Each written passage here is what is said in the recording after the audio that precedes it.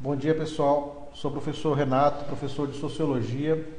Eu sou professor lá do Departamento de Gestão Ambiental do Departamento de Ciências Sociais e Ambientais, que tem um curso de Gestão Ambiental no campus de Guajará-Mirim.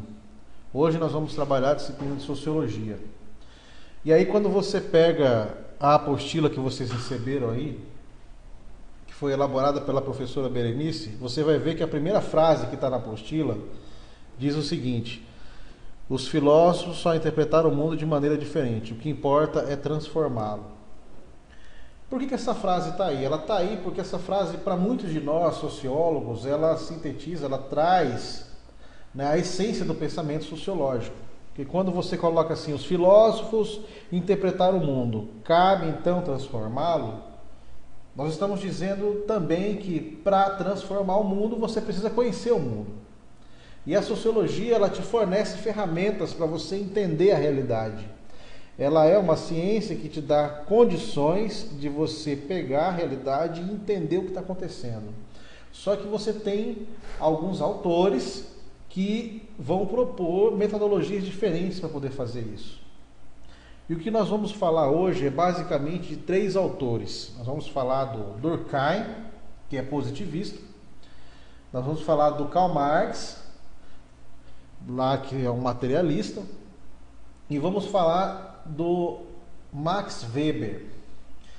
Bom, os positivistas, eles perceberam, na verdade, nós estamos falando aqui agora de Augusto Comte, a necessidade de compreender a sociedade, de entender o que estava acontecendo na sociedade, a partir do conhecimento científico.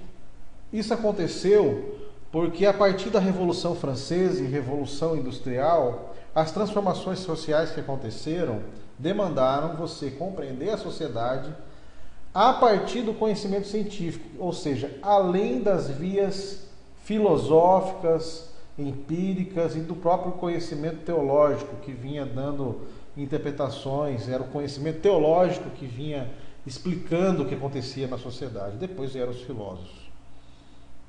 Então, o Comte, ele foi buscar nas ciências da natureza a forma de compreender a sociedade. Então ele chamou, não existia ainda a palavra sociologia, ele chamou de física social, e ele entendeu que era importante compreender as transformações sociais a partir dessa nova ciência. Elaborou e desenvolveu o curso de filosofia positivista, e ele serviu de base, né, de fonte para o Émile Durkheim, que é outro pensador também francês, que trouxe para a academia, trouxe para a universidade, então, o conhecimento sociológico, que está chamando agora de sociologia. Os positivistas, né, no caso agora nós estamos falando do Durkheim, quando o Durkheim escreveu as regras do método sociológico, ele estabeleceu qual era o objeto de estudo da sociologia. E qual era o objeto de estudo da sociologia? O que é objeto de estudo, afinal de contas? O objeto de estudo é aquilo que você vai pesquisar, aquilo que você vai estudar, e na relação sujeito-objeto, que você, pesquisador, é o sujeito, e o objeto é aquilo que você vai entender. O Durkheim definiu que o objeto de estudo da sociologia é o fato social. Então, o fato social é aquilo que nós, sociólogos, vamos compreender para poder entender o que está acontecendo na sociedade. Mas não é qualquer coisa que é fato social. O fato social, ele, para ser considerado fato social, tem que obedecer algumas características. Entre elas, ele tem que ser exterior e coercitivo. Se alguém aí estiver pensando, professor, agora complicou. Não, não complicou. É bem simples de entender. Exterior e coercitivo. Vou citar um exemplo bem fácil para vocês entenderem o que é fato social para os positivistas. Por exemplo, a linguagem. A linguagem é um exemplo de fato social. Por quê? Ela é exterior? É. Você não nasce sabendo falar. Você não nasce sabendo a sua linguagem. Você aprende a falar a partir de uma... Primeiro, para se comunicar com sua mãe, com seu pai, com quem está te... Então ela é exterior ao indivíduo, você não nasce com ela. E é coercitivo, existe uma coerção, não depende de você querer aprender a falar. Você aprende a falar primeiro por uma necessidade de comunicação básica, depois a linguagem se torna também parte da sua cultura. Ela reflete a sua cultura e reflete também quem você é. Então a linguagem é objeto de estudo da sociologia porque ela é exterior e coercitivo. Então, portanto, para os positivistas, dá para você compreender a sociedade a partir também da sua língua. Então é assim, voltando, os positivistas, preocupados em entender a sociedade, perceberam que precisava compreender o que estava acontecendo a partir do conhecimento científico, nessas transformações que aconteceram depois da Revolução Francesa e Revolução Industrial, e desenvolveram então uma metodologia para compreender a realidade social. Os positivistas, eles olhavam a sociedade como um organismo vivo. Isso é influência das ciências da natureza. Porque como a sociologia ainda estava começando, então eles precisavam buscar em outras ciências elementos que pudessem construir uma ciência eminentemente social. Então eles foram buscar, por exemplo, na biologia. Então eles olhavam a sociedade como um organismo vivo, isso como uma influência clara das ciências da natureza. Tenta imaginar uma célula.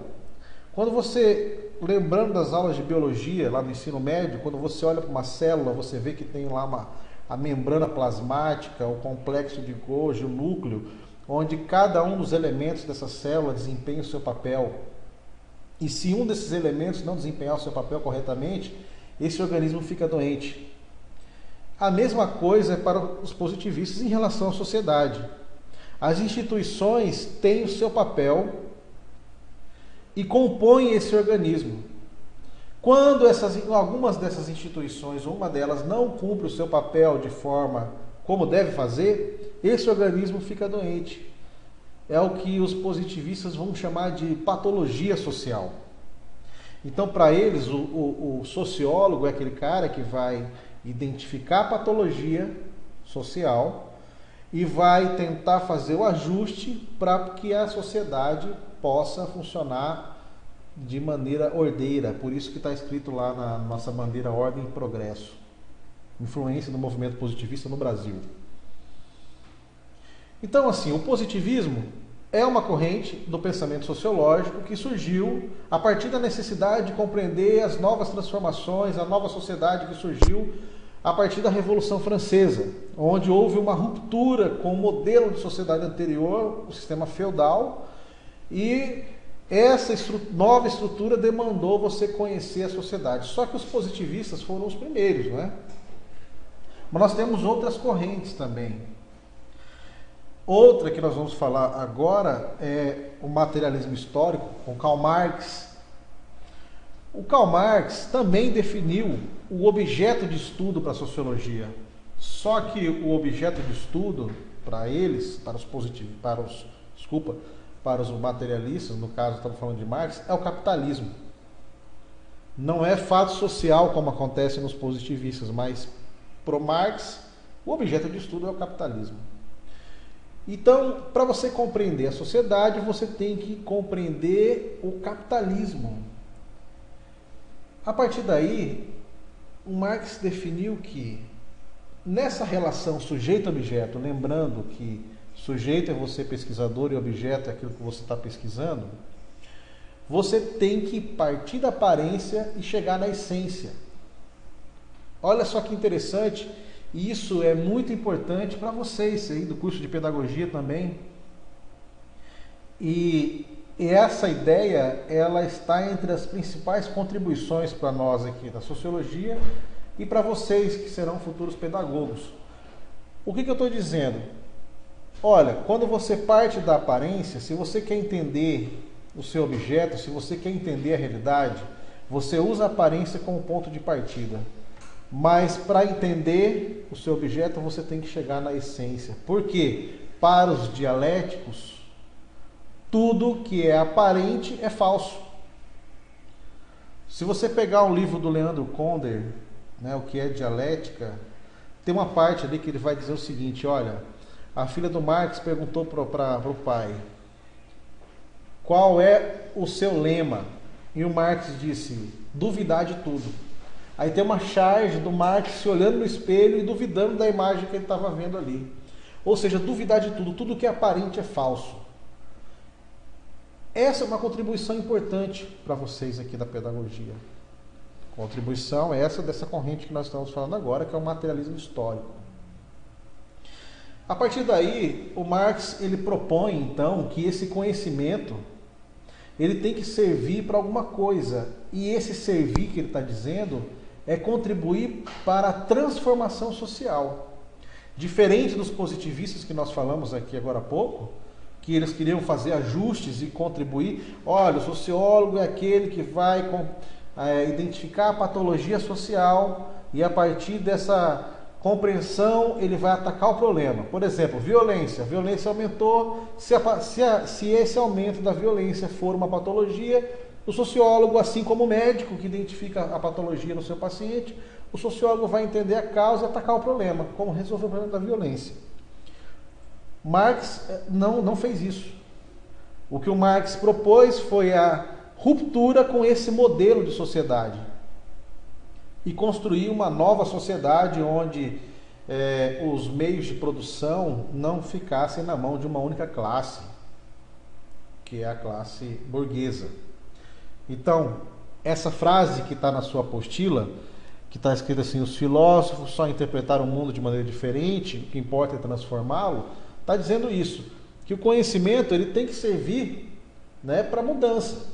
Mas para você mudar, você tem que conhecer. E essa é uma contribuição importantíssima do Marx.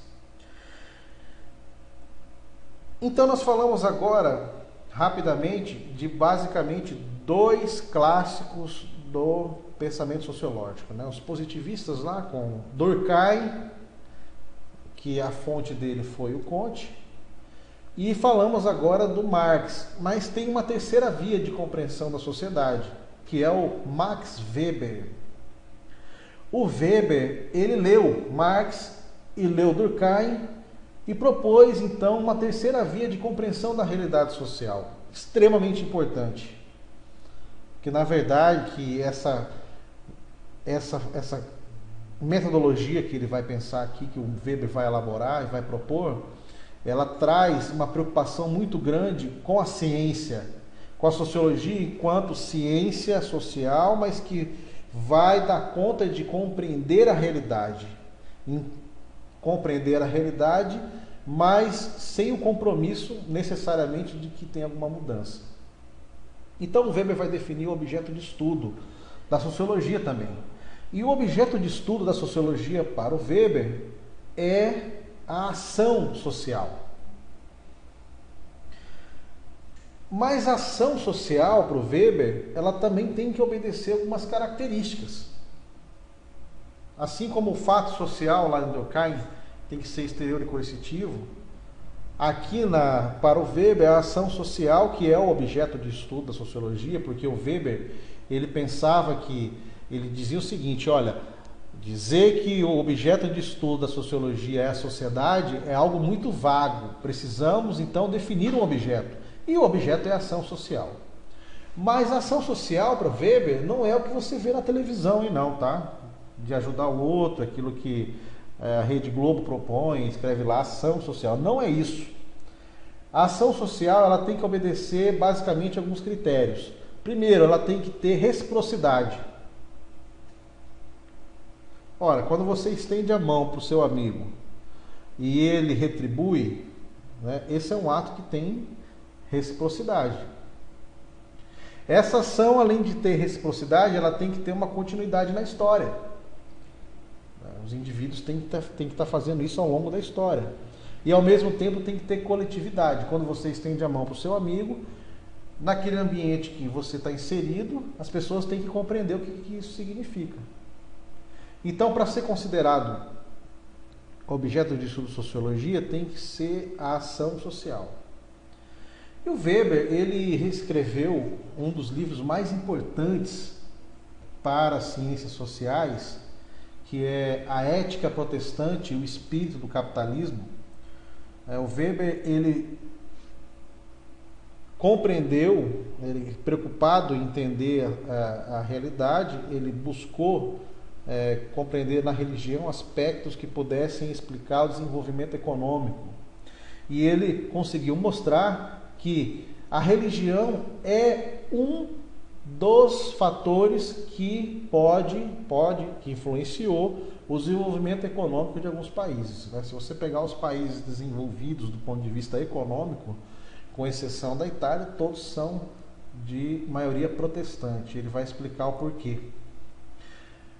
Nessa relação de definir o objeto de estudo da sociologia, nessa relação sujeito-objeto, o Weber ele estava muito preocupado com a neutralidade científica. Olha, isso é muito diferente da corrente anterior que nós falamos, que é o materialismo histórico. O Marx dizia que não existe neutralidade. E como não existe neutralidade, então você tem que estar engajado. O pesquisador, ele tem que estar engajado, porque para ele não existe neutralidade. Já o Weber vai dizer assim, não, existe neutralidade e o cientista, o verdadeiro cientista, ele tem que ser neutro.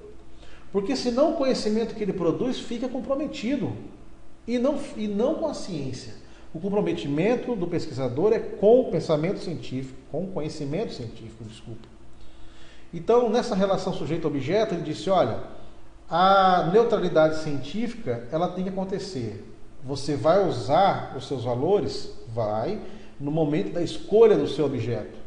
Mas a partir do momento que você escolheu o seu objeto, aí você tem que se despir dos seus valores para que você possa fazer uma ciência realmente neutra. Bom, pessoal, então agora nós falamos de 3 pensadores que são clássicos da sociologia. Isso vai servir como primeiro passo, essa videoaula de agora, ela vai servir como primeiro passo para você ter acesso a esses pensadores. Eu estou 24 horas na plataforma. Vocês tiverem dúvidas, vocês podem postar que eu recebo na mesma hora, ou no meu celular, ou no meu tablet. Então, bons estudos e boa leitura.